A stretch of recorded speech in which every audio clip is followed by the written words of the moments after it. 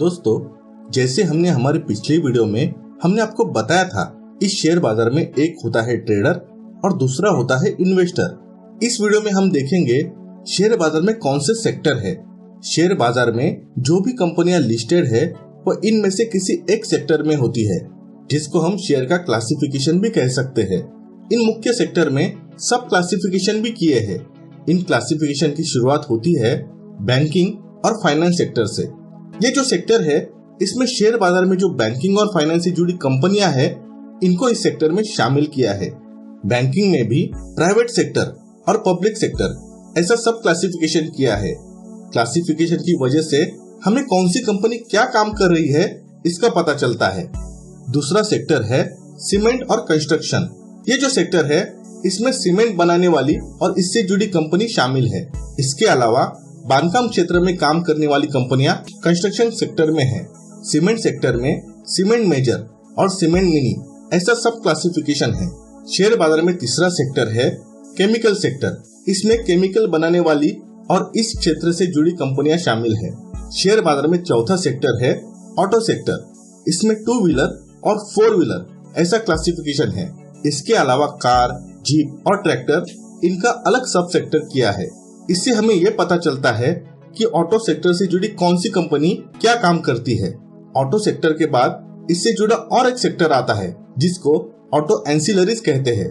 ये auto sector को लगने वाले इक्विपमेंट मैन्युफैक्चरर्स है, इनको इस सेक्टर में शामिल किया है।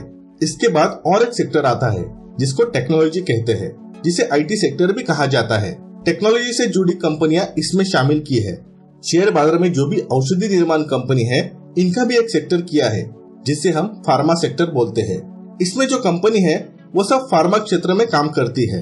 इसके साथ और बहुत से और भी सेक्टर है, जिनको हम हमारे अगले वीडियो में देखेंगे। साथ ही आने वाली वीडियो में हम विस्तार से हर एक सेक्टर के बारे में जानेंगे। देखेंगे कौन से सेक्टर में कौन सी कंपनियां हैं, उनके नाम जानेंगे और हर एक सेक्टर में कौन सी बहुत अच्छी कंपनियां हैं जिसमें निवेश किया जा सकता है, इनके बारे में भी हम आपको बताएंगे। बाजार बड़ी गिरावट के बाद संभला है। आने वाले समय के लिए शेयर बाजार की दिशा तेजी की ही है। शॉर्ट टर्म के लिए निफ्टी का 10,600 ये महत्वपूर्ण स्तर है। जब तक निफ्टी इसके ऊपर है, तब तक शेयर बाजार की दिशा तेजी की रहेगी। हमने जैसे पहले बात की, इंडेक्स भले ही टेक्निकली अप ट्रेंड में है, मगर फंडामेंटली शेयर बाजार का वैल्यूएशन अभी भी महंगा ही है। इसलिए आने वाले समय में शॉर्ट टर्म के लिए निवेश करते समय स्टॉप लॉस का इस्तेमाल करना बहुत जरूरी है। कमोडिटी मार्केट में कच्चा तेल डाउन ट्रेंड में है। आने वाले समय में कच्चा तेल इतनी बड़ी गिरावट के बाद एक बाउंस दे सकता है, जिसमें कच्चा तेल 3550 रुपए तक जा सकता है। कच्चा तेल मंदी में है, इसलिए इसमें तेजी का सौदा ना करें।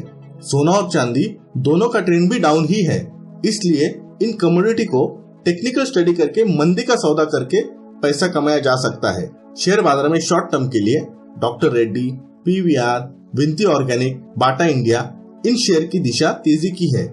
ये शेयर अप ट्रेंड में है, इसलिए इनमें तेजी का सौदा करके पैसा कमाया जा सकता है।